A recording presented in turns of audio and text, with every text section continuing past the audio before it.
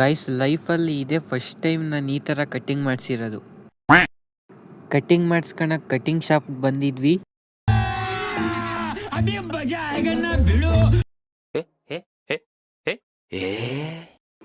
Shaving ಮಾಡಿಸ್ಬೇಕಾರೆ ನಂಗೆ ಅನ್ಸಿದ್ದು ಒಂದೇ, ಹೋದ್ಸಲ ಬೇರೆಯವ್ರ ಹತ್ರ ಹೋಗಿದ್ದೆ ಅಂತ ಅಂಕಲ್ ಕತ್ಕುಯ್ತೈತಾ ಅಂತ.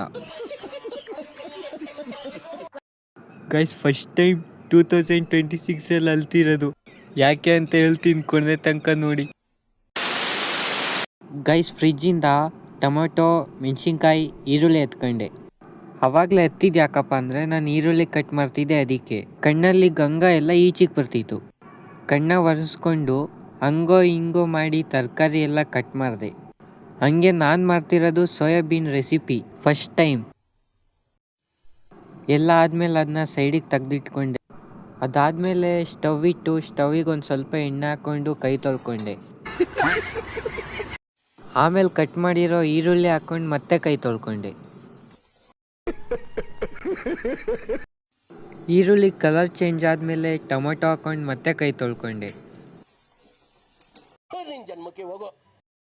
ಗೈಸ್ ಹಾಕ್ಕೊಂಡಿರೋದೆಲ್ಲ ಕಲರ್ ಚೇಂಜ್ ಆದಮೇಲೆ ಅದಕ್ಕೆ ಒಂದು ಸ್ವಲ್ಪ ನೀರು ಹಾಕ್ಕೊಂಡೆ. ನೀರು ಹಾಕಿದ್ದಾದಮೇಲೆ ಕೈ ಸಿಕ್ಕಿದ ಮಸಾಲೆ ಎಲ್ಲ ಹಾಕಿದೆ. 1 ನಿಮಿಷ ಬಿಟ್ಟು ಬೇಯಿಸಿರೋ ಸೋಯಾಬೀನ ಪಾತ್ರೆಗೆ ಹಾಕ್ಕೊಂಡ್ವಿ ಅಂದರೆ soybean recipe ready. So guys ಇವತ್ತಿನ ವ್ಲಾಗ್ ಇಷ್ಟೇ. ವಿಡಿಯೋ ಇಷ್ಟ ಆದರೆ ಫಾಲೋ ಮಾಡ್ಕೊಳ್ಳಿ.